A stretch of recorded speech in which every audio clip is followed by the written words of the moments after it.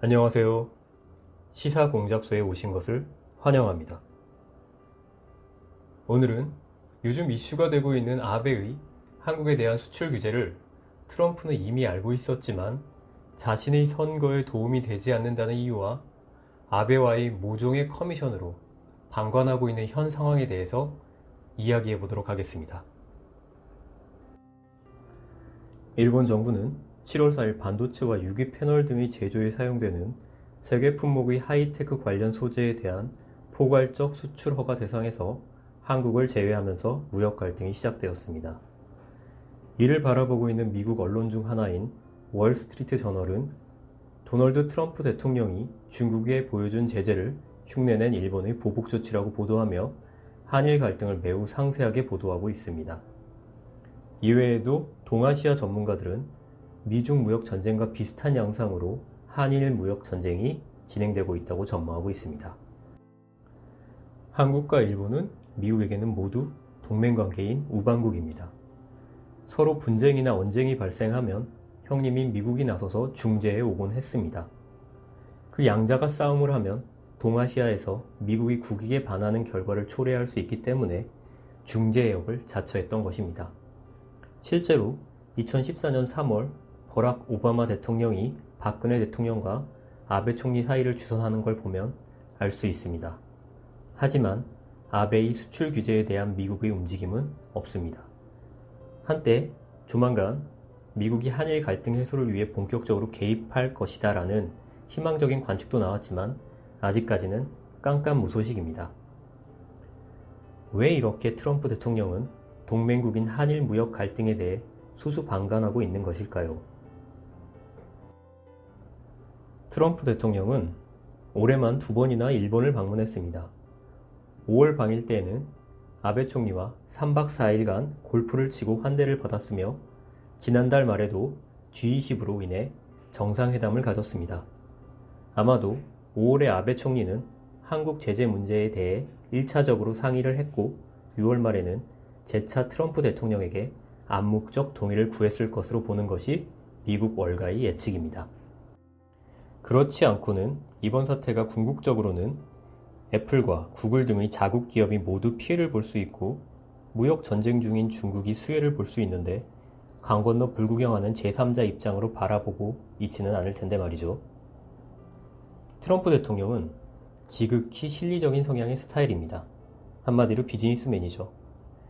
그런데 이렇게 수수방관하고 있다면 분명 사전에 아베 총리와 한국 제재에 대해 논의를 했을 것입니다. 그럼 트럼프 대통령이 이번 사태에 대해 묵인하고 있는 진짜 이유는 무엇일까요?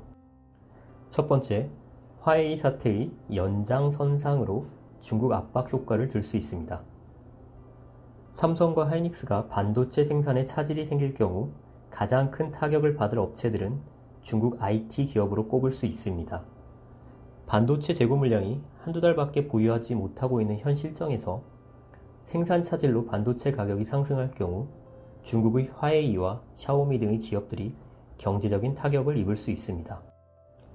이렇게 보면 이번 아베 총리의 한일 무역 갈등은 트럼프의 비율을 맞추는 조치이며 미중 무역 전쟁에 일본이 꼽사리를 끼어드는 것으로 볼 수 있습니다. 두 번째로는 삼성과 하이닉스 반도체 공장을 미국에 유치하는 것입니다. 삼성전자의 반도체 공장이 텍사스에 있습니다. 이번 한일 갈등으로 공급망에 대한 불안감을 느낀 한국 기업들이 공급망을 보장해 줄 수 있는 미국의 공장을 세우거나 증설하게 되면 미국은 고용 효과를 누릴 수 있습니다.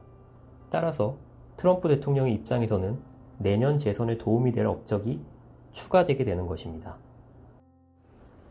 세 번째로는 아베 총리와 모종의 커넥션으로 인한 무기 판매 가능성을 높이는 것입니다. 아베 총리는 오는 21일 참의원 선거에서 개헌을 할 수 있는 의석수인 85석을 확보하는 것이 최대의 수건입니다. 우익 성향의 아베 총리는 목표 의석을 확보하면 헌법을 바꾸는 것이 가능해집니다. 만약 일본이 헌법을 개정해서 전쟁이 가능한 국가가 된다면 일본은 자국 군대를 위해 무기를 구입해야 합니다. 아마도 무기는 미국을 통해서 구입하게 될 것이고 미국은 일본으로 무기를 판매함과 동시에 오키나와에 주둔한 미군의 무기를 일본 무기로 대체함으로 국방비를 줄일 수 있는 효과를 가져올 수 있을 것입니다. 지난주 우리는 미국에 가서 한일 무역 갈등에 대한 중재를 요청했지만 이를 거절당했습니다. 이번 사태에 대한 문제는 통감하지만 아직 미국이 중재할 때는 아니다 라고 말이죠. 그럼 언제쯤 미국이 중재자 역할로 개입하게 될까요? 이 모든 계산이 트럼프와 아베의 쿵짝쿵짝에서 나온 게 아닐까요? 궁금해집니다. 지금까지 시사공작소였습니다. 시청해주셔서 감사합니다. 오늘 내용이 유익하셨다면 좋아요와 구독을, 재미없었다면 싫어요를 꼭 눌러주시기 바랍니다. 감사합니다.